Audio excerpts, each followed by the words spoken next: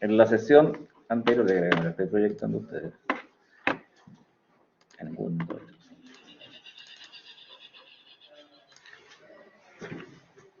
De acuerdo a lo que habíamos visto en la sesión anterior, bueno, partimos con embriología, pero lo más relevante es anatomía del sistema respiratorio. En cuanto a estructuras anatómicas, la primera porción que habíamos visto de sistema respiratorio es la pirámide nasal, ¿ya? O lo que denominamos como nariz. Entonces ahí habíamos identificado cada componente externo, que ustedes incluso lo identificaron en la guía, en relación a lo que es el dorso, el ápex, las alas nasales y las nares o narinas. Es importante que tengan este esquema, porque los que van a trabajar en el laboratorio hoy día van a hacerlo con modelos y tendrán que identificar alguna de estas estructuras anatómicas. Y los que van a estar en forma virtual tienen una presentación que tiene fotos de modelos anatómicos en los cuales tienen que identificar. Y obviamente en la parte externa están estas capas, desde lo que es la piel, pasando por las fascias y músculos, sobre todo músculo que es el músculo nasal, con su porción transversa y su porción alar, y el músculo próximo. Profe, no se ve el PPT a los online. No importa. Gracias. A ver. ¿Y ahí? Ahora sí, gracias. Era para saber si estaban atentos. Y junto con eso también, en la parte externa estaba esto que es osteocondrofibroso. En sí esto, identificarlo en modelo anatómico, quizás lo más que identifiquen en la parte externa, que lo que le faltó también en la columela, que separe las nares. Las capas sí, hay modelo anatómico donde aparece por lo menos el músculo prócer y el nasal. En la misma pirámide nasal, si retiramos los músculos y la fascia, nos encontramos con todo el componente ósteo, que significa los huesos propios de la nariz, el proceso frontal de la maxila, junto con la espina nasal anterior, que todo eso delimita eso que yo puse en rojo, que era la abertura piriforme, porque supuestamente tiene como una forma de pera. Y ahí se va a insertar un conjunto de cartílagos. Está el cartílago septal, que acá aparece como proceso lateral del cartílago septal. Está el cartílago alar, que tiene incluso dos pilares, un pilar lateral y un pilar medial. Y el pilar medial, en conjunto con esta porción que es el cartílago septal, contribuye a formar lo que es la columela.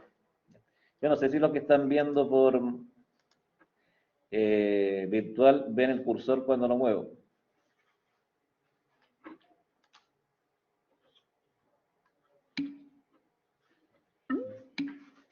No. Creo que quizás tienen que compartir la pantalla completa. Es que ayer estaba haciendo eso y no veían. ¿Y ahí lo ven? Claro que si hablan sí, porque si no tengo que sacar la proyección. No, profe, no se ve. No se ve en las clases online, siempre pasa lo mismo. En bioquímica igual, no ven el puntero. Pucha. F. Por dos. O sea, tampoco todavía sí, no ven nada. No, pues ahí no lo van a ver, pues estoy apuntando aquí. Absolutamente nada del cursor. Ahí sí, profe. Ahí sí, ya, o sea, lo estaban viendo recién. Ya, entonces decía que el pilar medial, en conjunto con esta porción del cartílago septal, forman la columela. Y la porción del ala nasal está principalmente formada por un tejido que se denomina como fibro adiposo. De ahí empezamos con la parte interna de pirámide nasal, que tenía pocas estructuras, porque solamente la porción de entrada es la que se denomina como vestíbulo. Y en ese vestíbulo están los pelos que se denominan como vibrisas. Y limitando lo que es cavidad nasal del vestíbulo se encuentra el limen. Y eso era como característica. Y después teníamos lo que es cavidad nasal. Ahí tienen la pared superior, conformada por 3 huesos, su parte superior, recordando que toda la parte interna de cavidad nasal está recubierta por mucosa, que significa que es el epitelio, que hay 2 tipos de epitelio, respiratorio y olfatorio, y todo eso apoyado en tejido conectivo. Pero en la pared superior ahí veíamos que de ventral a dorsal está el hueso frontal, está lo que es la lámina cribosa, está lo que es el cuerpo del efenoides. En la pared inferior está lo que es el proceso palatino de la maxila, está lo que es el palatino propiamente tal, y lo que es el paladar blando, que en sí constituye más una estructura que está cercana a cavidad bucal. Pared anterior no tenemos, sino que hay una abertura donde está todo ese número 14, que era el atrio, y pared posterior tampoco tenemos, sino que tenemos 2 aberturas que corresponden a las coanas. En la pared lateral tienen ustedes los relieves, que son las conchas nasales superior, media e inferior, y entre esas conchas hay unas separaciones que se denominan como meatos. Es decir, entre la concha superior y media está el meato superior, entre la media y la inferior el meato medio, y entre la concha nasal inferior y el piso de cavidad nasal está el meato inferior. Ya hacia la porción más postero-superior, tenemos una abertura para el seno efenoidal que se denomina como directamente receso efenoidal o receso esfenoetmoidal. Y la pared, bueno, estos huesos, si bien tienen que saberlo, no hay modelo anatómico, o sea, sí hay modelo anatómico, pero identificar el modelo anatómico no tiene mucha relevancia, más me interesa que sepan identificar esta estructura al día de hoy. Y lo otro es el septo nasal.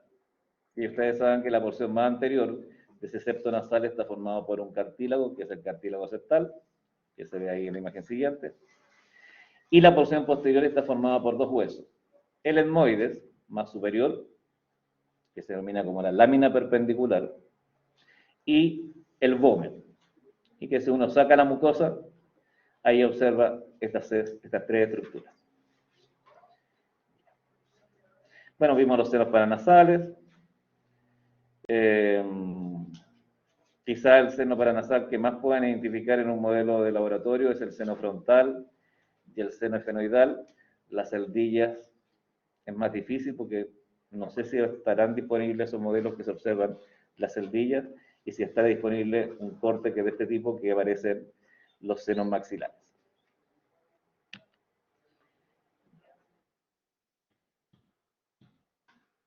Entonces ahora nos toca lo que es faringe. Salud.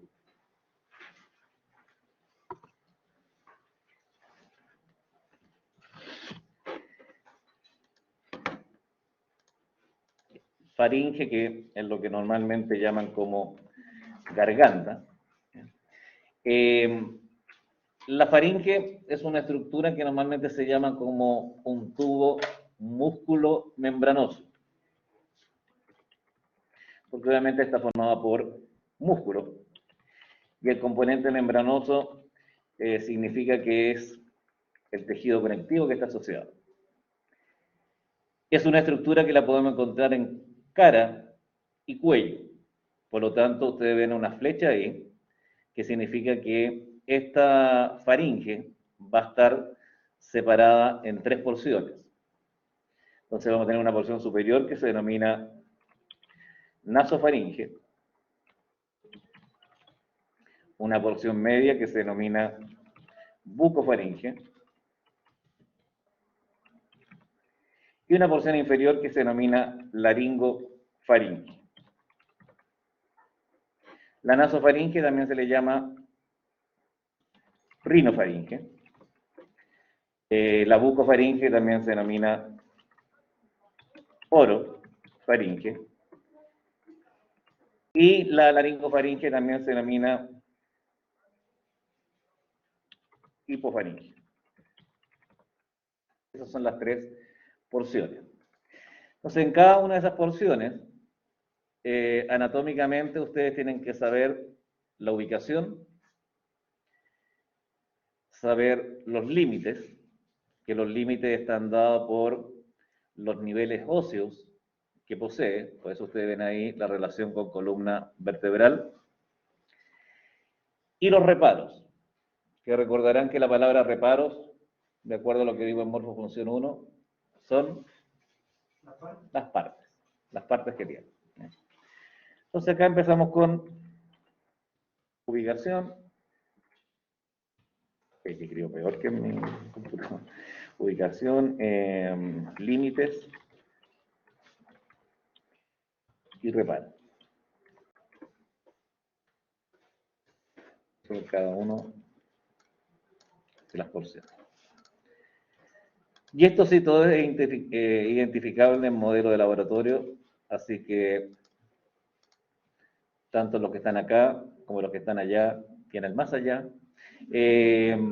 pueden, más allá significa en sentido de distancia, pueden ustedes hacer este listado para que lo puedan identificar sin problema, porque ustedes presenciales no van a tener una guía, sino van a tener, digamos, estos esquemas para identificarlo en los modelos. Entonces partimos con ubicación. La ubicación está en relación directamente a dorsal a qué se encuentra. Entonces, por ejemplo, si tenemos que esta porción entre estas dos flechas en la nasofaringe, significa que la ubicación de ella es dorsal a cavidades nasales. Esa sería la ubicación anatómica.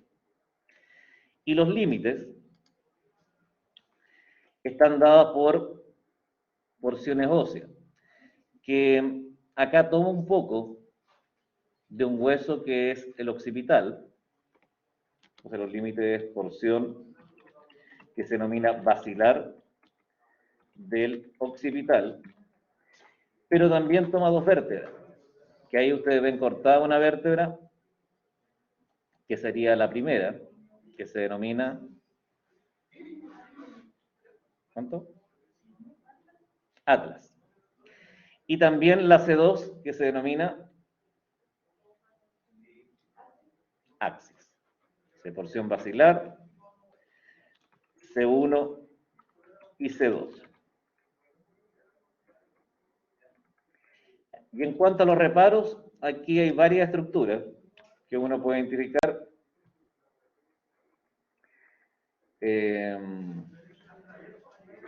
Voy a poner tonsila, que es lo mismo que amígdala, faringea. Voy a colocar receso, faringeo, rodete, tubario, meato de la tuba auditiva. La tuba auditiva es lo que antes se llamaba como trompa de Eustaquio, que es un conducto que comunica el oído medio con la nasofaringe. Entonces esa comunicación es compleja porque si uno tiene un estado gripal, pueden migrar agentes infecciosos hacia el oído medio y ahí se producen las otitis. Tiene un pliegue salpingo. La palabra salpingo significa tuba o trompa. Por eso hay un examen que le hacen a las mujeres que se llama salpingografía, que es una radiografía que se hace con un medio opaco a las trompas de falopio. Entonces hay dos pliegues salpingo, uno es salpingo palatino, otro es el pliegue salpingo faríngeo, y la otra es la tonsila tubaria.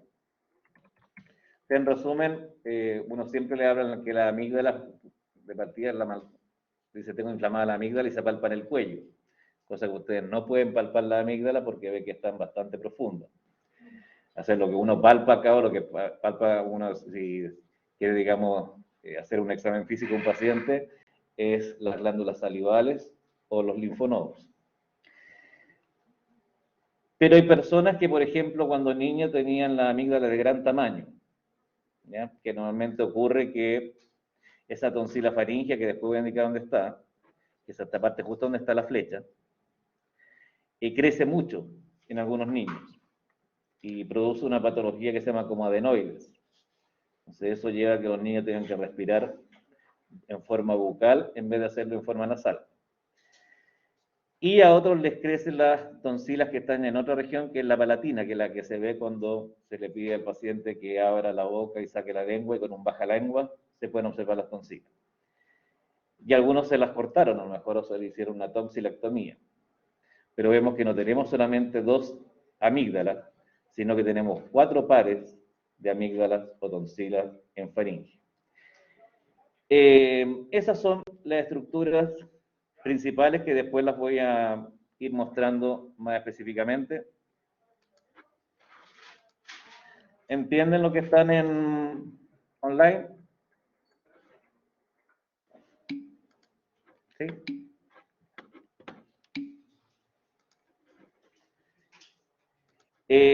Bueno, en el caso de bucofaringe, en bucofaringe acá vamos a tener que ustedes la vean, están entre estas 2 flechas, por lo tanto su ubicación anatómica es dorsal o posterior a cavidad bucal.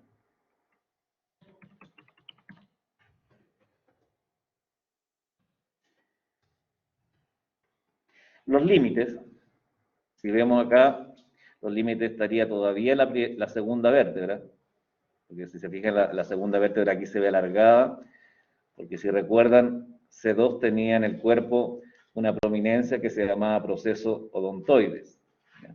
Que articula con el atlas.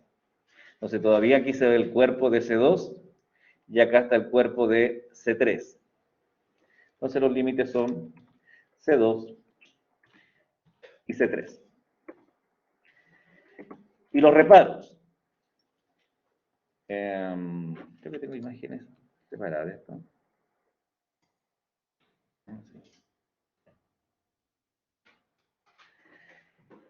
Los reparos acá, voy a utilizar los mismos números. Ya.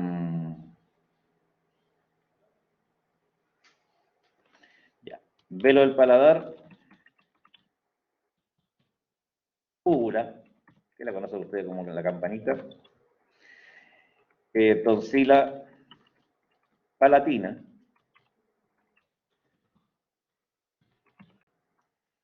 y nuevamente aquí hay unos pliegues que se denominan como pilar. Entonces está el pilar pálato gloso, pilar pálato faríngeo.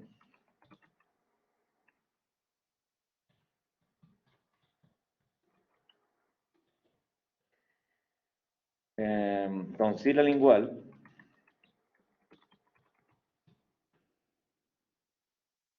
Y eso.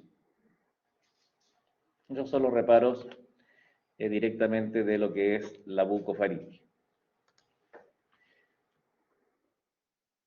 Y voy a poner un número 7 que voy a colocar como el nombre de istmo de las fauces o anillo de Waldeyer, que en sí es la suma de todas las estructuras que yo mencioné, porque cuando abren la boca normalmente se ve como un contorno. Entonces ese contorno, hay que buscar una imagen acá si no encuentro, porque por eso no lo puse.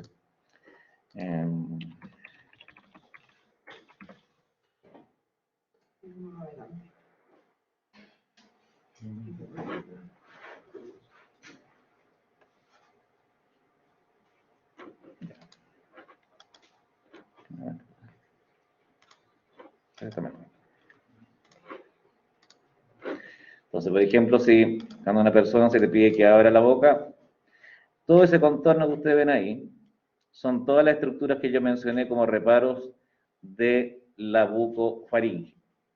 Entonces, a todo ese contorno se le llama istmo de las fauces. Y es como un límite que existe en cavidad bucal con lo que es faringe. Entonces lo vamos a volver a repetir en lo que es sistema digestivo. ¿Y por qué puse anillo de Waldeyer? Porque anillo Galdeyer es una estructura que pertenece al sistema linfático, que significa que va a ser el límite inmune que está entre la cavidad bucal y lo que es faringe. Entonces se supone que si uno tiene una infección en cavidad bucal, todo este conjunto de tonsilas no debería permitir que esos microorganismos pasaran a faringe. O sea, lo más debería provocarnos una inflamación de la cavidad bucal que se denomina como estomatitis. Pero si este anillo permite el paso de estructuras infecciosas, significa que se va a producir ya una faringitis.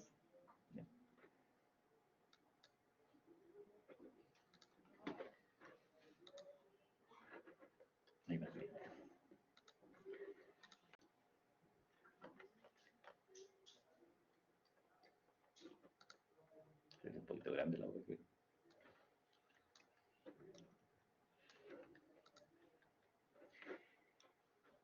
Ya.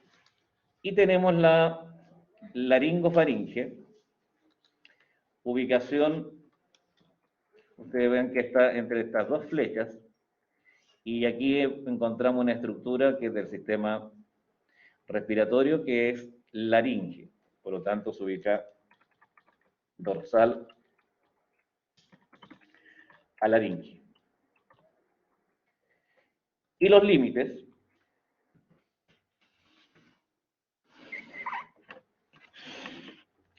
corresponden, si se fijan acá, tenemos C1, C2, C3, estamos justo a nivel de C3, porque tomamos como ese punto de referencia, termina en C6. Reparos hay, pero no los voy a mencionar.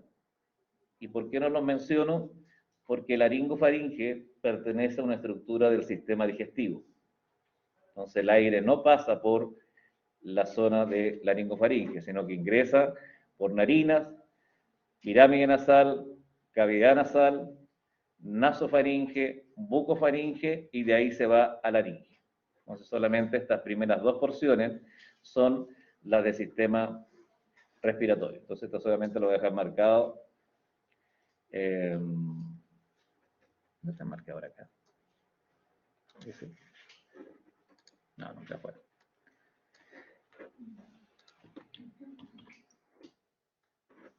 En rojo. Que pertenece directamente a lo que es sistema digestivo.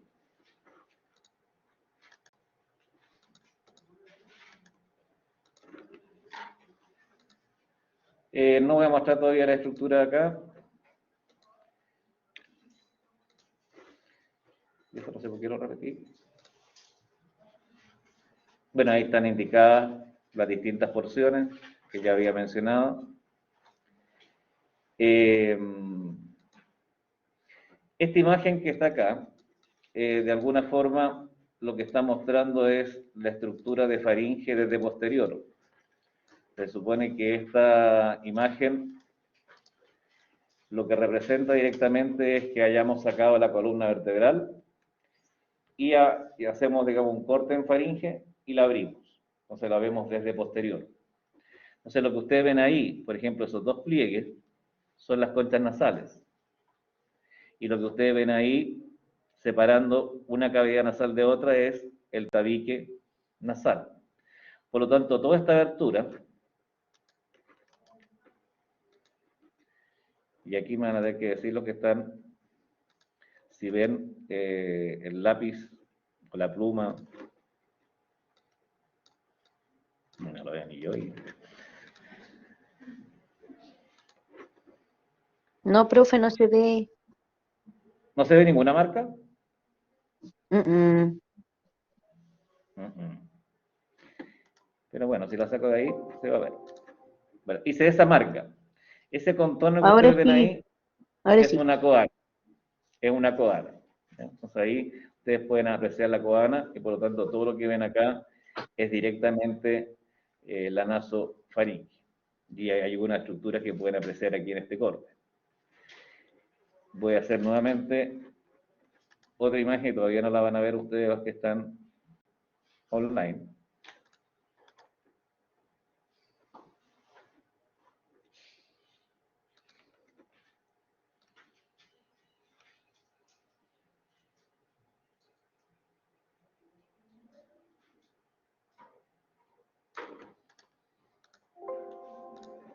Y ahí hice otro contorno, que eso vendría siendo el istmo de las fauces, o el anillo de Valdeir, que es la comunicación que tendría directamente lo que es bucofaringe.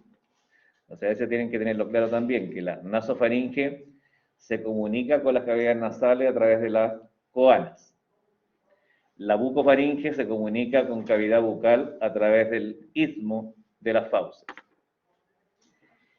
Y voy a hacer otro contorno.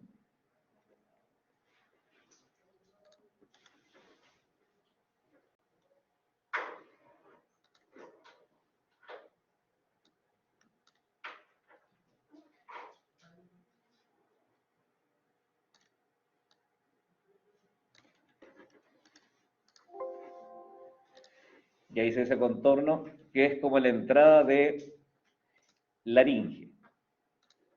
Entonces, así como señalé que coanas comunica con nasofaringe, que el istmo de las fauces comunica con bucofaringe, ese último contorno, que es la entrada de laringe, se denomina ádito. Entonces, ese ádito laringio es lo que va a comunicar con laringofaringe.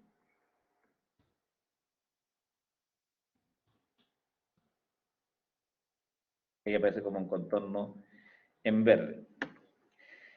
Entonces, cuando el alimento ingresa por cavidad bucal y pasa a la bucofaringe, ese ádito se tiene que cerrar, porque está el riesgo de que ingrese alimento o partículas a lo que son las vías respiratorias. Entonces ahí hay un cartílago que es epiglotis o epiglotis, que desciende y tapa el ádito. Y así el alimento desciende por laringofaringe, esófago. Y obviamente cuando ingresa el aire, el ádito tiene que estar abierto para que así el aire pase desde nasofaringe, bucofaringe a laringe. Personas que hablan y comen a la vez pueden a veces obstruir, entonces significa que ahí se obstruye la vía laringe. Y a veces es común que no siquiera se den cuenta muchas personas y que están comiendo, sobre todo los que comen algunas semillas, y puede caer una semilla por vía laringea hasta el pulmón. Y después le sacan un árbol del pulmón. Y eso es verdad. Hay personas que empiezan con tos pensando que tienen una pulmonía y cuando ven la imagen de TAC encuentran una especie de, no me encontraron un bonsai dentro del pulmón, pero sí encuentran la germinación de una semilla y que obviamente comienza a dañar todo lo que es un sector del pulmón. Entonces ahí tenemos las estructuras. En esta imagen solamente vamos a ver la primera parte, que es nasofaringe, y acá vamos a ver bucofaringe. Entonces voy a borrar esto de aquí abajo y lo voy a colocar acá.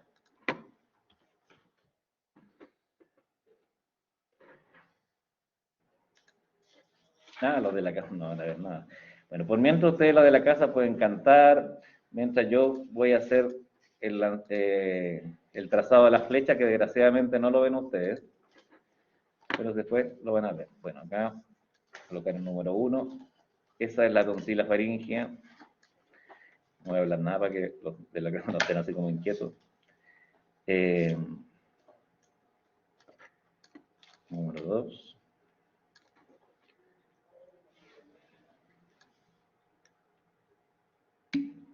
Número 3.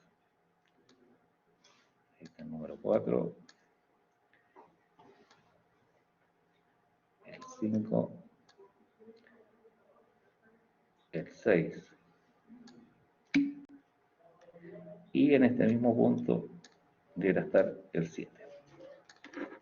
Ahí puse los números, ahora los van a ver de las distintas estructuras. Entonces el número 1 es tonsila faríngea, y esta es lo que yo les mencionaba, que puede hipertrofiarse, es decir, crecer de tamaño, y genera una patología que se llama adenoides, que va a obstruir el ingreso de aire. Entonces ahí los niños se convierten en respiradores bucales.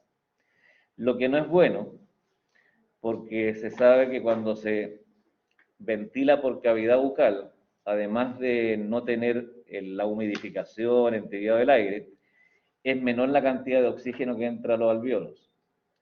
Y se ha visto que si un niño no es tratado de adenoides, siendo respirador bucal, puede generar incluso una demencia o una alteración cognitiva, solamente por una baja de oxígeno. ¿Y la instalación de la papera que se llama? ¿Paperas? Sí. No, eso tiene que ver con la glándula salival, que son las parótidas, que son las que se inflaman y generan este... ¿Cómo se llama? La laringe comunica con... Gracias, Diego. Bueno, aquí se ve un surco que está separando un pliegue, que es lo que se denomina como receso faríngeo. Acá vemos una pequeña elevación que hace un cartílago que tiene la tuba auditiva, que se denomina como rodete. Y en ese mismo rodete, casi en el borde, hay una pequeña tonsila. Por eso puse ahí con el número 7 la tonsila tubaria. Porque acá lo que hace esta tuba auditiva, que tiene acá el número 4, que es el meato, es comunicar el oído medio con la nasofaringe. ¿Para qué? Para cuando se existe un gran ruido o una alta intensidad de sonido, cada vez que uno abre o cierra la boca, igualan las presiones a ambos lados del tímpano. Entonces les tiene que haber pasado que a lo mejor si van en un bus o en un auto o si han ido en avión y se provoca una diferencia de altura, se les tapan los oídos.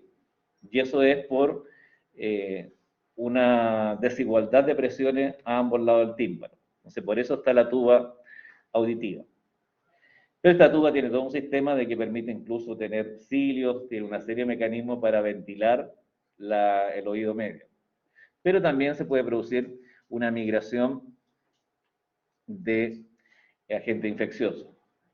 De hecho, la tuba es muy distinta en los niños que en el adulto, y es por eso que los niños están más propensos a sufrir otitis. Entonces, cuando uno se ahoga con saliva, ¿es porque el hábito laríngeo no se cierra por completo? Sí. Esa fue toda mi respuesta.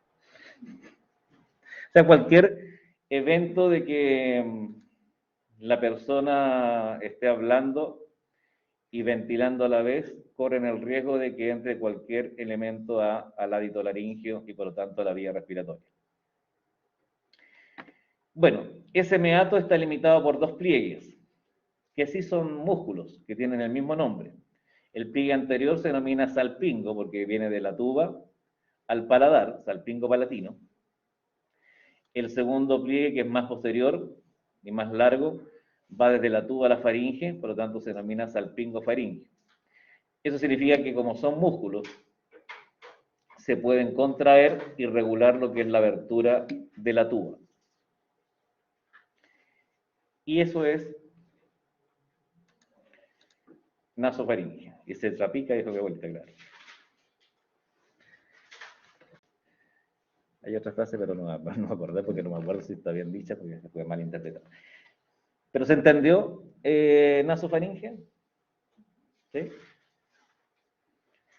¿Y los que están desde el juego del calamar, lo entendieron? Sí. Ya.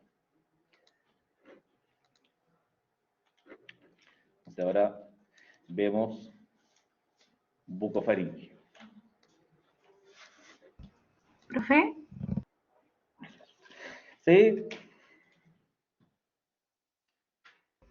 ¿Y por qué los bebés cuando, bueno, ya a los días de nacido pueden tomar leche y respirar al mismo tiempo y no se ahogan?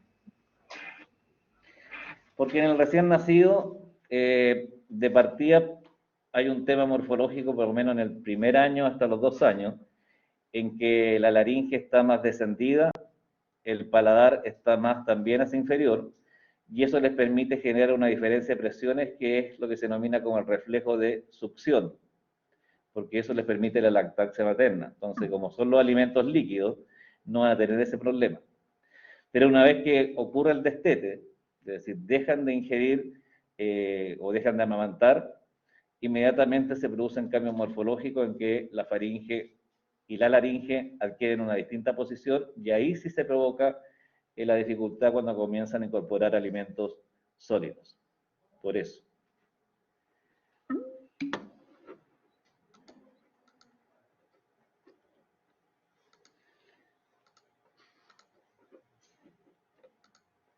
Ya, entonces, bueno, lo mismo voy a hacer acá, voy a colocar las flechas, todavía los que están online no la van a ver.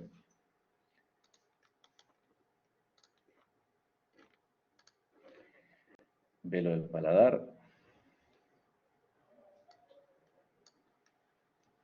El 1. Úvula. El 2. 3, tonsila palatina. 4, palatogloso. Palatofaringio.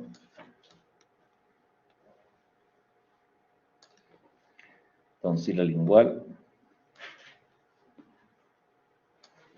Panelismo a las fauces de todo el contorno.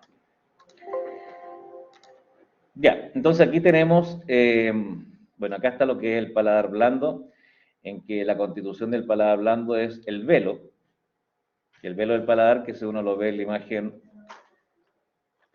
es toda esta estructura que está acá, a ambos lados de la úvula. Por eso se denomina velo del paladar. Y obviamente se ve lo que es la úvula. Y esta estructura también es muscular. Por lo menos hay 7 músculos, que son los que van a estar dando la estructura al velo del paladar y a la úvula, con la finalidad de permitir 2 funciones.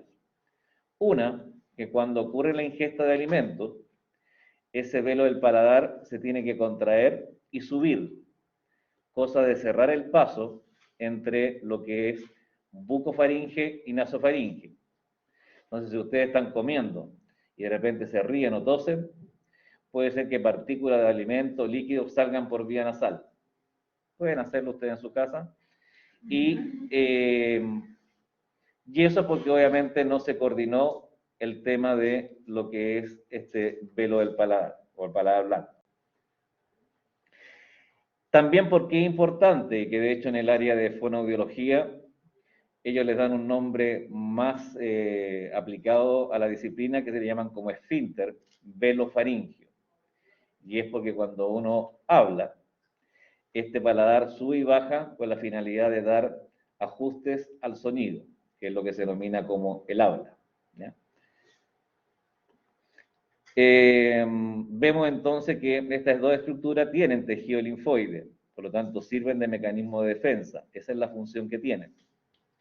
Además de la función que ya mencioné de regular el no paso de elementos a la zona de nasofaringe durante la deglución, y además de actuar como un esfínter que participa durante el habla. Tenemos ahí la tonsila, que es un medio protector, obviamente son 2 tonsilas palatinas, y que está limitada por 2 músculos que permiten ese movimiento durante la deglución, que es el tragar, que conforman estos pilares, palatogloso y palatofaringio, que contienen el músculo del mismo nombre. Y en la lengua, la parte más posterior de lengua, cercana a donde está este cartílago de laringe, que es epiglotis, encontramos la tonsila lingual, que también es un mecanismo de defensa. Entonces hay varios mecanismos de defensa para evitar de que agentes infecciosos, sobre todo, ingresen a vía respiratoria, que son un mecanismo de protección respiratoria. Y ya saben que la suma de todas estas estructuras en conjunto forma lo que es el istmo de las fauces o anillo de Waldeck. ¿Quedó claro? También lo que están online, ¿quedó claro? Sí.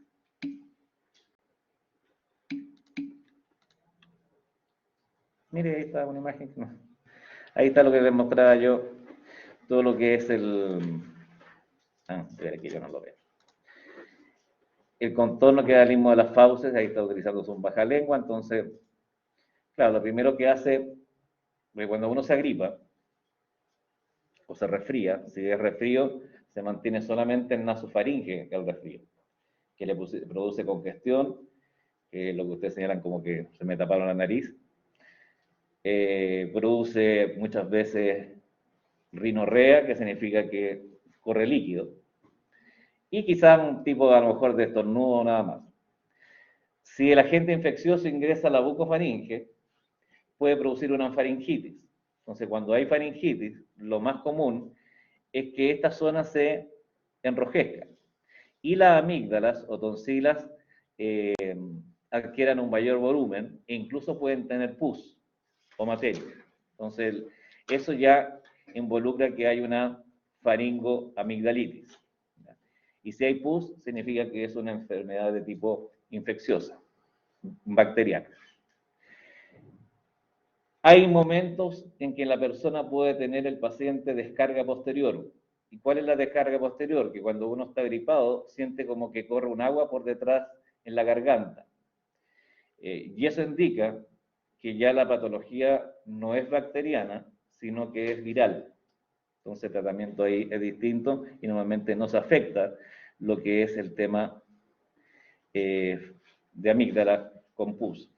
Y es una de las manifestaciones clínicas del SARS-CoV-2, sobre todo con la variante Delta, que da mucha descarga posterior. O sea, la persona siente que está tragando continuamente algo, ¿ya? Y eso es por el proceso inflamatorio que produce el virus. Ya, después de ese dato rosa, continúo.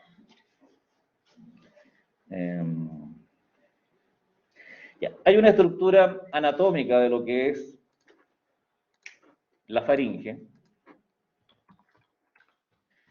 En cuanto a estructura anatómica, en sí es las capas que lo componen y también del punto de vista histológico. Acá vamos a tener una túnica interna, una túnica media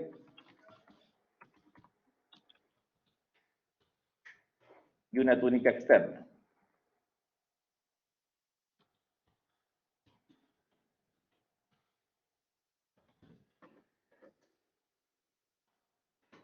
Bueno, en la túnica interna siempre la característica es que hay una mucosa.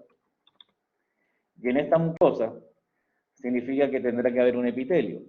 Y aquí el epitelio es similar al epitelio que tiene cavidad bucal, que también es similar al epitelio que tiene la piel. Es decir, un epitelio estratificado, plano, no queratinizado. ¿Por qué? Porque la zona faríngea está sometida a una mayor cantidad de roce, tanto por los procesos de deglución como también por flujo de aire para lo que es el habla. Y eso está apoyado en la lámina propia, que es tejido conjuntivo, que además tiene tejido conectivo o conjuntivo denso, que tiene glándulas. Obviamente además tiene nervio y toda esa estructura propiamente tal.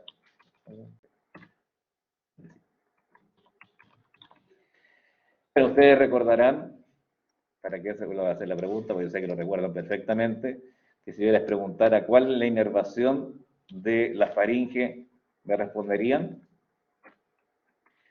Inervación sensitiva, ¿qué la da?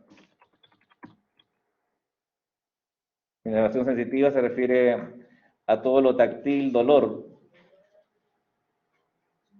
¿Quién lo da en faringe? Lo mismo les pregunto a los que están conectados. ¿Quién da la inervación sensitiva de laringe? Que incluso se demuestra esa inervación sensitiva a través del reflejo nauseoso, que introducieron objetos hacia lo que es bucofaringe y que debiera producir náusea. ¿Y? Ninguno recuerda cuál es la inervación sensitiva. No, pues inervación. Me refiero a qué nervio.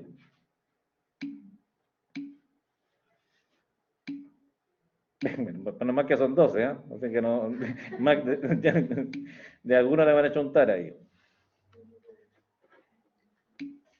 Tiene el nombre el par craneal tiene el nombre en relación a la estructura. ¿Qué par craneal tiene un nombre de la estructura que estamos hablando? Ahí lo pusieron, Carla. Glosofaringio. Entonces, la inervación sensitiva está dada por el glosofaringio. La inervación motora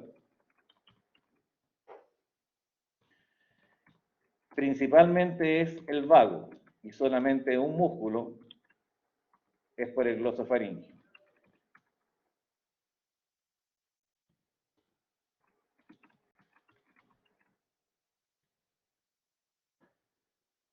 Bueno, la túnica media puede existir una submucosa.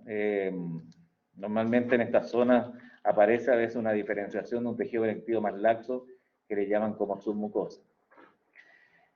La túnica media está formada por músculos, y aquí los músculos se dividen en intrínsecos, que significa que pertenecen propiamente tal a faringe, y músculos que son extrínsecos, que son músculos que se originan en otra parte, pero terminan insertándose en la faringe. Entonces, ¿cuáles son los músculos intrínsecos? Los que se denominan como constrictores. Entonces, ustedes van a tener un constrictor superior, medio e inferior. Y son los que van a permitir, gracias a su contracción, los procesos de deglución principalmente.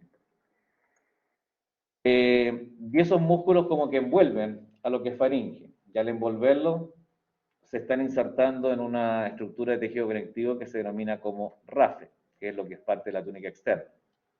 Y los extrínsecos son el estilofaringio, que ese es el músculo inervado por el glosofaringio.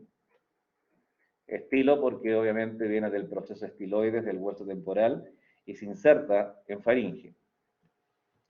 Está el paratofaringio, que vimos que estaba relacionado con los pilares directamente que limitan a la tonsila palatina. Y está el salpingo faringio, lo que se relaciona directamente con la tuba en la nasofaringe.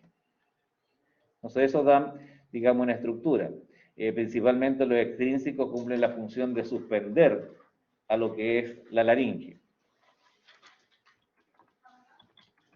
Cuando hablamos de suspensión, significa que la mantienen en su posición. Mientras que los intrínsecos, como ya dije, participan principalmente en lo que es la deglución. Y la túnica externa es tejido conectivo denso, que tiene que separarla de todas las otras regiones, tiene que separarla de columna, y que posee un septo posterior, donde se van insertando estos músculos intrínsecos, denominado RAFE, faringe.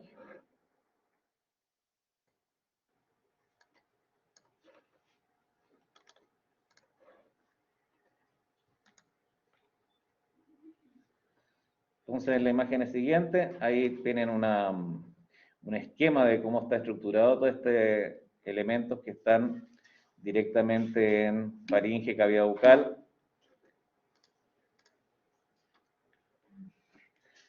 Vuelvo un segundo, uno. Entonces, tenemos ahí, ustedes ven que cavidades nasales, nasofaringe, cavidad oral, orofaringe, laringe, laringofaringe. Entonces, ahí está la comunicación. Bajo laringofaringe, esófago, bajo laringe, tráquea. ¿A qué les faltaba copiar ahí?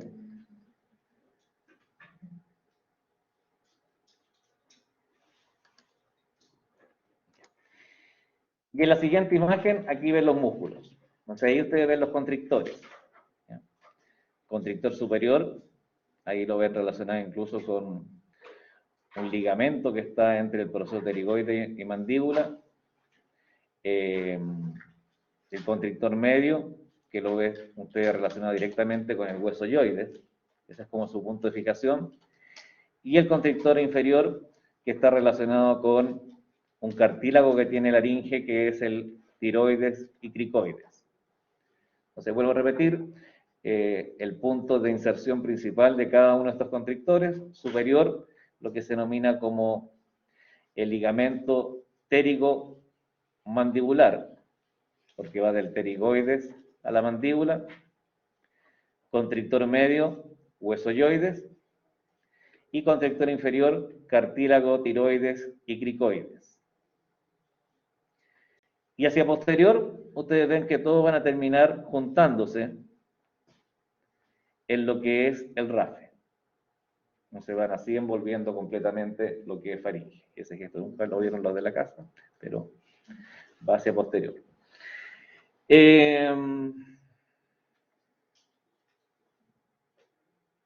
No se muestran aquí, no. Bueno, el único que se muestra acá directamente como músculo extrínseco es el estilofaringe, ¿ya? Como elemento suspensorio. Bueno, ahí se muestran, aquí en esta imagen sí se muestran los otros, se muestra lo que es el salpingofaringio y el palatofaringio, ¿ya? Y acá está el estilofaringio. O sea, de superior a inferior, los músculos extrínsecos son en este orden: salpingo, pálato, estilo. ¿Ya? Ese es el orden que tienen de superior a inferior. Y que, como les dije, son principalmente suspensorios. De ahí se ve la relación de los suspensorios directamente con lo que es faringe. Acá vemos el palatofaringio principalmente, y que aquí todos estos músculos que además son suspensorios, aparecen otros que dan la forma a lo que es el velo del paladar, que tiene varios músculos importantes. Ahí he puesto yo directamente lo que había señalado acá. Voy a poner cartílagos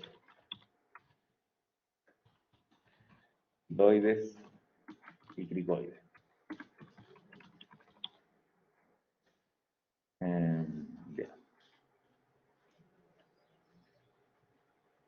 Eso es faringe. Entonces, como función, vuelvo a repetir, la función primordial de faringe, si hablamos de sistema respiratorio, es una vía para el tránsito del aire, es una vía aérea.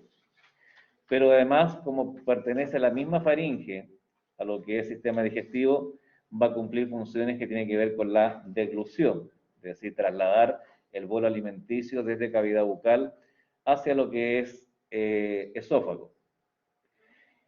Y del punto de vista de lo que es la fonoarticulación, o la habla, o la emisión de la voz, la faringe también cumple un rol en el sentido de el paladar controlar su apertura o cierre para la emisión de ciertos fonemas que son las subdivisiones que tiene una palabra, ¿ya? Y si quisiéramos agregar otra función, de alguna forma también la faringe permite controlar o regular el paso durante lo que es la ventilación y la deglución. Es decir, que el paladar se tiene que cerrar si uno deglute y tiene que estar abierto si uno ventila. Nos hacemos una pausa y continuamos después con laringe. Una pausa de 10 minutos.